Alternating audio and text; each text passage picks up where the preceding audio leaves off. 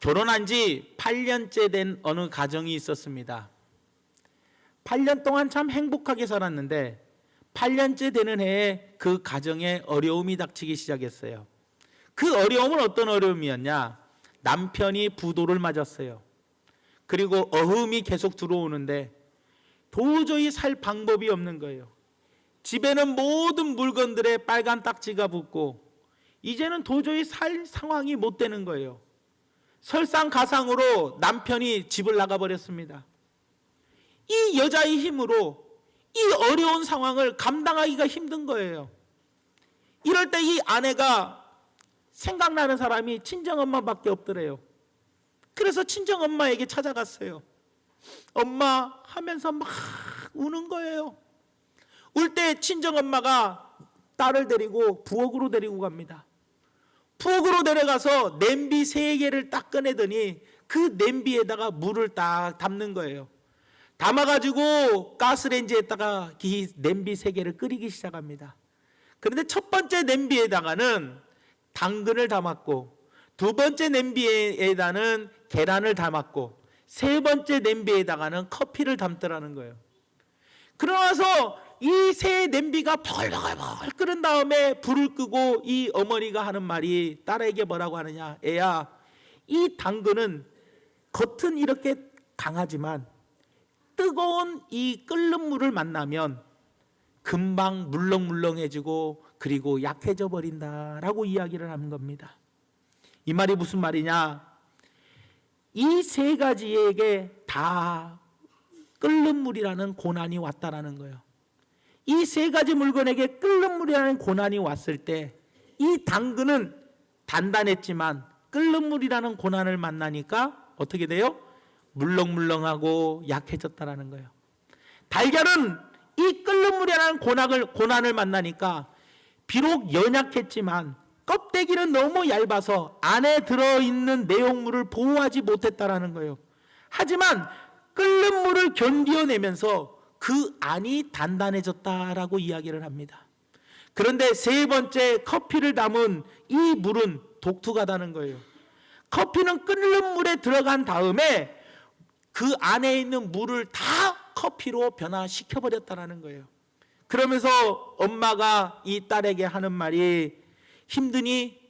힘든 상황에서 너는 당근이니 달걀이니 아니면 커피니? 라고 물어보았더라는 겁니다. 여러분들은 어떤 사람입니까? 힘들고 어려운 상황이 왔을 때 여러분들은 그냥 당근같이 물렁물렁하고 약해지는 사람입니까? 아니면 그 끓는 물을 견뎌서 속에는 더욱더 강해지는 사람입니까? 아니면 그 안에 있는 모든 사람들을 다 환경을 변화시키는 커피 같은 사람입니까? 우리 스스로를 돌아볼 수 있는 복된 시간이 되기를 예수님의 이름으로 부탁을 드립니다. 우리는 인생을 고난백화점이라고 이야기합니다. 왜 인생을 고난백화점이라고 이야기하는 이유가 뭐냐? 이 말은 백화점에 다양한 물건이 있듯이 우리 인생에는 다양한 고난들이 있다라는 거예요. 백화점에 가면 많은 물건들이 있습니다. 각종 물건들이 층층이 다 가득 있어요. 마찬가지로 우리 인생에도 이 고난백화점처럼 각종 다양한 고난들이 너무나도 많이 즐비에 있다라는 거예요, 여러분들. 사람마다 만나는 고난이 다 다릅니다. 사람마다 만나는 고난의 시기도 다 다릅니다. 누구에게나 이 고난은 있더라는 거예요. 사도 바울에게도 이 고난이 있었어요. 골로새서 1장 24절 말씀해 보니까 나는 이제 너희를 위하여 받는 괴로움을 기뻐하고 그리스도의 남은 고난을 그의 몸된 교회를 위하여 내 육체에 채운다라고 이야기합니다. 얼마나 많은 괴로움을 당했는지 그 괴로움을 기뻐한다라고 이야기해요. 기뻐한다. 여기서 기뻐한다라는 말은 무슨 말이냐? 어떠한 힘든 상황 속에서도 나는 기뻐한다라고 이야기합니다. 그 이유가 바로 무엇이냐? 바로 하나님은 고난을 통과한 사람들을 귀하게 쓰시더라는 거예요.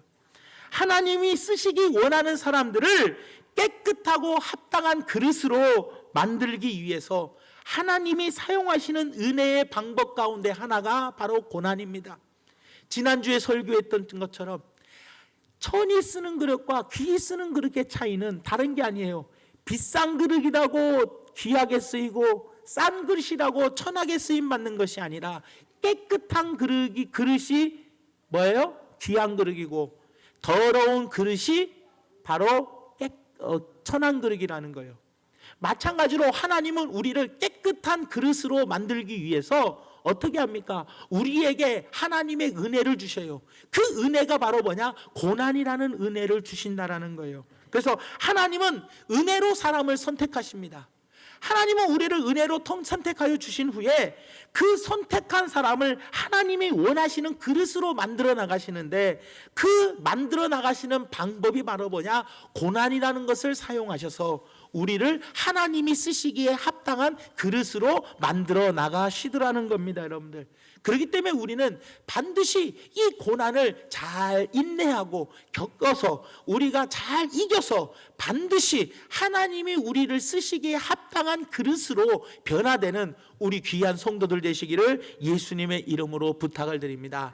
그렇다면 하나님께서 왜 우리에게 고난을 주시느냐? 우리에게 고난을 통해서 어떤 사람으로 만드시기를 원하시는지 우리가 5가지로 살펴보면서 은혜 받는 시간이 되기를 원합니다. 첫째로, 하나님께서 고통을 통해서 우리를 어떤 사람으로 만들어 주시느냐? 그 첫 번째가 바로 고난을 통해서 순종의 사람으로 만들어 주신다는 거예요. 우리는 하나님이 주신 고난을 통해서 순종을 배우게 된다는 겁니다. 이 세상에는 모든 사람들이 다 죄인입니다. 많은 사람들이 다 죄인이지만 유일하게 죄 없으신 분이 한 분이 계십니다. 그분이 바로 우리 예수님이시라는 거예요. 히브리서 4장 15절 말씀에 보니까 이렇게 이야기합니다. 우리에게 있는 대제사장은 우리의 연약함을 동정하지 못하실 이가 아니요 모든 일에 우리와 똑같이 뭐를 받으셨어요? 시험을 받으신 이로되 죄는 있다 없다? 죄가 없다라는 거예요. 예수님은 죄가 없으신 분이에요. 죄가 없으신 그 예수님, 죄 없으신 예수님도 시험을 받으셨다 안 받으셨다? 받으셨다라는 거예요. 고난을 받으셨다 안 받으셨다? 고난을 받으셨다라는 거예요, 여러분들. 그래서 히브리서 5장 8절에서 9절 말씀에 이렇게 이야기합니다. 그가 아들이시면서도 받으신 고난으로 무엇을 배워서요? 순종함을 배워서 온전하게 되었은즉 자기에게 순종하는 모든 자에게 영원한 구원의 근원이 되신다라고 말씀하고 계십니다. 여러분, 예수님이 어떤 분입니까? 예수님은 죄 없는 분입니다. 예수님은 하나님의 하나밖에 없는 독생자 외아들이십니다. 그런 하나밖에 없는 독생자 예수 그리스도도, 죄 없으신 예수 그리스도도 우리와 똑같이 시험을 받으시고 우리와 똑같이 고난을 받으셨어요. 왜요? 순종함을 배우기 위해서, 순종함으로 배워서 온전케 되시려고 똑같이 시험과 고난을 받으셨다는 거예요. 여러분 생각해 보세요. 죄 있는 사람이 고난을 받는 것, 죄 있는 사람이 시험을 받는 것은 당연한 겁니다. 하지만 죄 없는 사람이 고난을 받는 것은 그건 억울한 일입니다. 나는 아무 죄도 안 지었는데, 나는 아무 죄도 안 저질렀는데 왜 내가 이런 시험을 받고 고난을 받아야 하냐? 우리는 때로는 인간의 생각으로 이해가 되지 않는다는 거예요. 하지만 여러분들 보십시오. 예수님은 죄 없으시다고 그랬어요. 그런 죄 없으신 하나밖에 없는 하나님의 독생자 외아들이시면서도 우리와 똑같이 시험을 받으시고 고난을 받으셨다는 거예요. 무엇을 배우기 위해서요? 순종함을 배워서 온전하게 되게 하기 위해서. 그렇기 때문에 우리에게 오는 시험, 우리에게 오는 그 모든 고난들이 우리가 기쁘게 받아들여야 한다는 거예요. 왜요? 예수님과 같이 우리도 하나님의 택하신 자녀이지만 하나님께서 우리를 귀하게 사용하시려고, 우리를 하나님의 말씀에 순종하게 하기 위해서, 우리를 온전하게 하기 위해서 하나님은 우리에게 무엇을 주셔요? 고난을 주시고 시험을 주시더라는 겁니다, 여러분들. 그래서 고난을 통해서 예수님은 순종을 배우셔서 온전하게 되셨은즉 우리도 이 고난을 통해서 더욱더 순종함을 배워 온전하게 되는 아름다운 그릇들이 되시는 우리 귀한 성도들 되시기를 예수님의 이름으로 부탁을 드립니다. 그 다음에 두 번째로, 고난을 통해서 우리가 정결하게 된다는 겁니다. 고난을 통해서 어떻게 돼요? 깨끗하게 된다는 거예요. 한마디로 뭐예요? 고난을 통해서 쓸만한 그릇이 된다는 거예요, 여러분들. 잠언 25장 4절 말씀에 보니까 이렇게 이야기합니다. 은에서 찌꺼기를 제하라. 그리하면 장색에 쓸만한 그릇이 나올 것이요 라고 이야기합니다. 은에서 찌꺼기를 제하는 길은 무엇입니까? 은에서 찌꺼기를 제해야 쓸만한 그릇이 나온다는데, 은에서 찌꺼기를 제하는 방법이 무엇이냐는 거예요, 여러분들. 그것은 바로 은을 풀무불에 던지는 겁니다. 은을 불 속에 던지면 그 은이 녹아가지고 찌꺼기가 완전히 제거하게 되더라는 거예요, 여러분들. 그래서 은에서 찌꺼기를 제거하는 길은 그 찌꺼기가 있는 은그릇을 풀무불에 집어 던지는 겁니다. 풀무불은 무엇을 상징합니까? 고난을 상징합니다. 바로 그 고난이라는 그 풀무불 속에서 찌꺼기는 온전히 제거가 되고 아름다운 깨끗한 은그릇이 나오게 되더라는 겁니다, 여러분들. 그렇기 때문에 욥을 한번 우리가 생각해 보십시오. 욥은 부족함이 없는 사람이었어요. 욥은 동방의 의인이었고 동방에서 가장 부자였고 자녀의 복을 받은, 정말로 복 많이 받은 사람이었어요. 그러나 하나님께서 욥을 사용하기로 마음 먹었을 때, 사용하기로 작정하셨을 때에는 욥에게 고난을 주셨더라는 거예요. 한꺼번에 모든 재산 다 잃었죠. 10명의 자녀들 다 잃었죠. 또 자기 몸에 병들었죠. 아내는 떠나갔죠. 친구들은 자기를 그렇게 괴롭혔죠. 한꺼번에 고난이 몰려올 때 욥이 나중에 고백한 그 고백이 바로 뭡니까? 욥기서 23장 10절 말씀에 보니까, 그러나 내가 가는 길을 그가 아시나니 그가 나를 단련하신 후에는 내가 순금같이 되어 나오리라 라고 이야기합니다, 여러분들. 이 고난의 의미를 깨달았어요. 하나님이 나를 고난을 통해서 단련하신 후에는 내 안에 있는 찌꺼기는 다 제거되고 내가 순금같이 되어 나오리라 라고 말씀하고 계셔요, 여러분들. 하나님은 욥을 단련했어요. 욥에게서 찌꺼기를 제거하시기 위해서, 순금 같은 모습으로 만들기 위해서 하나님은 욥을 깨끗하게 사용하시기 위해, 찌꺼기를 제거하시기 위해 욥에게 고난을 허락하여 주셨더라는 거예요, 여러분들. 여러분, 다윗도 보십시오. 하나님께서 다윗에게 기름을 부은 후에 다윗을 쓰시기 위해서 무엇을 주십니까? 고난을 주십니다. 10년 동안이나 도망다니는 고난을 줘요.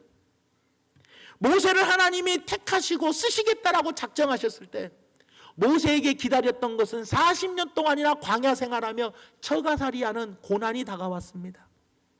또 아브라함을 택하신 후에는 고향집을 떠나서 내가 내게 지시할 땅 가나안 땅으로 가라고 그랬어요. 적과 꿀이 흐르는 가나안 땅으로 갔으면 그곳에서 복을 주셔야 할 텐데 무엇을 주셨어요? 하나님께서는 그에게 흉년을 허락하여 주셨다는 거예요. 고난이 오더라는 거예요. 하나님이 쓰시기로 마음먹으면 고난이 오게 되어 있어요. 하나님께서 다니엘을 쓰시려고 하니까 다니엘이 뜻을 정하기로 마음먹었더니 그에게 찾아온 것이 사자굴이었더라는 거예요. 그 고난이 찾아오더라는 겁니다, 여러분들. 그렇기 때문에 하나님이 쓰시기로 마음먹는 사람들에게는 하나님께서 그 사람을 깨끗하게 하셔서 그 사람을 쓰시기 위하여, 그 사람에게 있는 찌꺼기를 제거하시기 위해서 그에게 고난을 주시고 그 고난을 통해서 다듬어 주셔서 그 사람을 사용하여 주시더라는 거예요. 그래서 오늘 본문 말씀 9장 15절에서 16절 말씀에 주께서 이르시되 가라, 이 사람은, 사도 바울이라는 이 사람은 내 이름을 이방인과 임금들과 이스라엘 자손들에게 전하기 위하여 택한 나의 뭐다? 그릇이다. 사도 바울이 택한 그릇이대요. 그가, 사도 바울이 내 이름을 위하여, 예수님의 이름을 위하여 얼마나 고난을 받아야 할 것을 내가 사도 바울에게 보이리라. 고난을 따라오는 거예요. 하나님이 택하신 그릇은 무엇이 따라와요? 고난이 따라오게 되어 있다라는 거예요, 여러분들. 바울의 인생 이력서가 뭡니까? 고난의 이력서입니다. 바울의 깊은 영성은 이 고난을 통해서 왔고 바울의 그릇은 이 고난을 통해서 정결하게 되고 깨끗하게 되었더라는 거예요. 바울은 연약한 사람이었지만 고난을 통해서 그리스도의 능력을 나타내는 사람으로 변화되게 되었더라는 거예요. 그러므로 하나님이 허락하신 고난을 피하지 말고 바울처럼, 믿음의 선배들처럼 깊은 영성을 회복하는 복된 성도들 되시기를 예수님의 이름으로 부탁을 드립니다. 그 다음에 세 번째로, 하나님은 고난을 왜 주시느냐? 고난을 통해서 선한 뜻을 이루시기 위해서, 선한 뜻을 이루기 위해서 고난을 주시더라는 겁니다. 출애굽기 1장 12절에서 14절 말씀에 보니까, 그러나 학대를 받을수록 더욱 번성하여 퍼져나가니 애굽 사람이 이스라엘 자손으로 말미암아 근심하여 이스라엘 자손들에게 일을 엄하게 시켜 어려운 노동으로 그들의 생활을 괴롭게 하니 곧 흙 이기기와 벽돌 굽기와 농사의 여러 가지 일이라. 그 시키는 일이 모두 다 어떻게 했다고요? 엄하였다라고 이야기합니다. 이스라엘이 당한 고난은 결국 하나님의 뜻을 이루기 위한 고난이었다라는 거예요. 이 말이 뭡니까 여러분들? 하나님의 뜻이 무엇입니까? 결국에는 하나님의 뜻은 이스라엘 백성들을 출애굽 애굽에서 나오게 하셔서 적과 꿀이 흐르는 가나안 땅으로 가게 하시는 거예요. 하나님의 뜻이 적과 꿀이 흐르는 가나안 땅으로 가게 하는 게 하나님의 선한 뜻인데, 여러분들 생각해 보십시오. 이스라엘 백성들에게 고난이 오지 않았다면, 애굽 사람들이 학대를 하지 않았다면 과연 이스라엘 백성들이 애굽에서 떠날 마음이 있었겠냐라는 거예요. 쉽게 예를 들면 이런 겁니다, 여러분들. 여러분, 제가 하나 물어볼게요. 이 세상이 너무나도 재미있고, 이 세상이 너무나도 행복하고, 이 세상이 너무나도 즐겁고, 이 세상이 너무나도 평안하고, 이 세상에 너무나도 좋고 기쁜 일만 있다면 여러분들 천국 빨리 가고 싶은 생각이 듭니까? 안 듭니까? 안 들어요. 그런데 이 세상에서 나이 먹으면서 힘들고 병도 들고 아프면서 괴롭고 속상한 일이 생기고 어려운 일이 자꾸 생기면 생길수록, 아이고 이제 빨리 천국 가야지, 천국 가고 싶은 생각이 듭니까? 안 듭니까? 들어요. 이스라엘 백성들이 더욱더 학대했던 이유가 뭡니까? 이를 더하게 엄하게 시킨 하나님의 그 고난을 주신 이유가 뭐냐는 거예요. 결국은 애굽에서 빨리 나가고 싶게끔 만들기 위해서, 억압이 오니까, 학대가 심하게 오니까 이스라엘 백성들은 애굽에서 나가고 싶은 거예요. 그런데 애굽에서 하나님이 고난을 안 주시고 좋은 일만 주셨다면, 모세가 여러분들 하나님이 적과 꿀이 흐르는 가나안 땅으로 가자고 합니다, 우리 모두 갑시다 할 때, 난 안 가, 여기가 좋아, 여기가 좋사오니 초막 셋을 짓고 난 여기서 살래요. 이스라엘 백성들이 모세를 따라 나왔겠냐라는 거예요. 안 나왔다라는 거예요. 하나님께서는 왜 이스라엘 백성들에게 더욱더 학대를 주고 이를 더욱더 엄하게 시키신 이유가 뭐냐? 모두가 다 모세를 따라 적과 꿀이 흐르는 가나안 땅으로 가게 하기 위한 선하신 뜻이 있었기 때문에 이스라엘 백성들에게 더욱더 고난을 주고 더욱더 학대를 하며 이를 더욱더 엄하게 시켰더라는 겁니다. 여러분, 여러분들에게 닥친 고난에도, 여러분들에게 지금 오고 있는 이 시험에도 하나님의 선하신 뜻이 있다라는 거예요. 지금 현재는 나에게 왜 이 고난이 올지 알 수가 없어요. 나에게 왜 이런 시험이 오고 어려움이 오는지 나는 알 수가 없어요.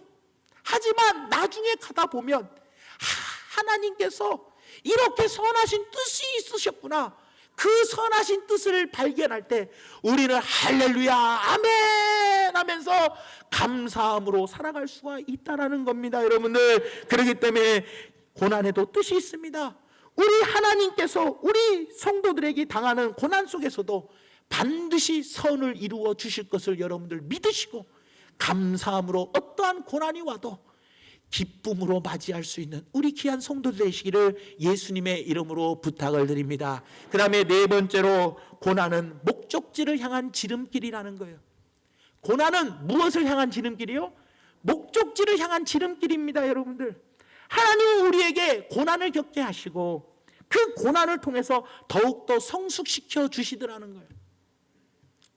출애굽기 오늘 1장 12절 말씀에 이런 이야기가 있습니다. 그러나 학대를 받을수록, 고난을 받을수록, 어려울수록 더욱 뭐가 된다고요? 번성했다라고 이야기합니다. 바로가 학대를 합니다. 고통을 주어 힘들게 합니다. 그러나 자손이 계속해서 번성하는 것을 막을 수가 없는 거예요. 여러분들, 이스라엘이 더욱더 번성해요. 이스라엘이 번성한 것이 두려워서 그들을 더욱더 학대했는데도 뭐예요? 더 번성하는 역사가 일어나더라는 겁니다. 여러분들, 저는요 이 춘향 터널 같은 거 터널을 지나갈 때 이런 생각을 합니다. 옛날에 춘향 터널이 없을 때에는 구례를 가려면은요 곡성으로 해서 돌아갔어요. 순천까지 가려면 차로 빨라야 1시간 반이 걸렸어요. 그런데요 이 춘향 터널 하나 뚫리면서 4차선이 뚫리니까 산업도로가 생기니까 구례 순천 가는데 시간이 반 이상으로 딱 절약이 되는 거예요. 터널을 통과하는 것은 캄캄하고 어두움이고 정말로 어려움이지만 그 터널을 통과하고 나면 목적지에 더 가까이 갑니까? 더 멀어집니까? 가까이 가는 거예요. 광양과 전주 간 고속도로, 광양 전주 간 고속도로를 보십시오. 터널이 30여 개가 있습니다. 30여 개의 터널을 지나다니면서 여러분들 무슨 생각합니까? 이 터널이 있었기 때문에 우리의 목적지에 더 빨리 가게 되더라는 거예요. 여러분들 아십니까? 여러분들 그렇기 때문에 여러분들 우리가 가만히 생각해 볼 게 뭡니까? 이 풍랑 인연하여 이 풍랑 때문에 우리의 배가 더 빨리 가게 되더라는 거예요. 풍랑이 옵니까?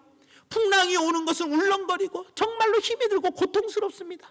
하지만 이 풍랑 때문에 우리의 목적지는 더 빨리 가게 되어 있다는 거예요. 여러분들 그렇기 때문에 고난이 온다고 심각한 얼굴 짓지 마십시오. 여러분 때로 고난은 목적지를 향한 지름길이라는 것을 기억하면서 우리가 지름길로 가는 거다. 내가 고난을 당하면 이 지름길로 내가 더 빨리 가는구나. 이렇게 생각하며 감사함으로 신앙생활할 수 있는 우리 귀한 성도들 되시기를 예수님 이름으로 부탁을 드립니다. 마지막 5번째로 고난은 축복을 위한 하나님의 섭리라는 거예요. 여러분 우리 하나님의 자녀들에게 주어지는 고난은 우리에게 복을 주시기 원하시는 하나님의 섭리라는 거예요. 하나님은 우리에게 고난을 통해서 우리에게 축복을 주시기를 원한다는 거예요. 하늘의 신령한 복을 주시기를 원합니다. 고난을 잘 통과하면 땅의 기름진 복을 우리에게 주신다는 거예요. 여러분들 베드로전서 4장 12절에서 13절 말씀에 보니까 사랑하는 자들아 너희를 연단하려고 오는 불시험을 이상한 일 당하는 것 같이 시험을 이상히 여기지 말고 그 다음에 뭐라고 이야기합니까? 오히려 너희가 그리스도의 고난에 참여하는 것으로 즐거워하라. 이는 그의 영광을 나타내실 때 너희로 즐거워하고 기쁘게 하려고 예수님 재림하시는 그날에 우리가 이 시험 당하는 것을 이상히 여기지 말래요. 왜요?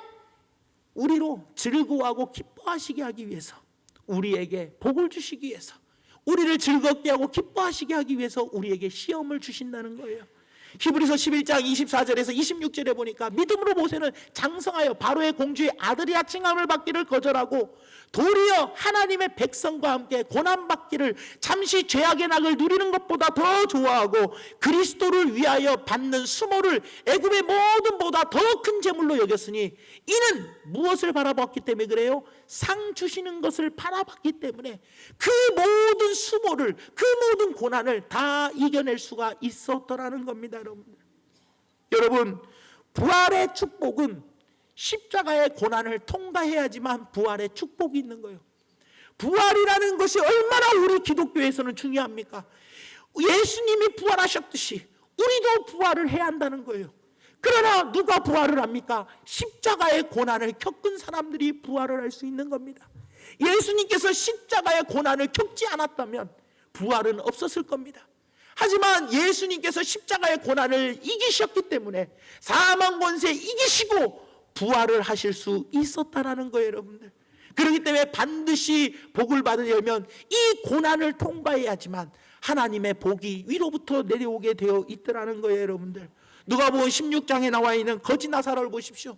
그는 정말로 헌대에 살며 정말로 먹을 것이 없어서 구걸하며 부스러기를 먹는 그런 자였습니다.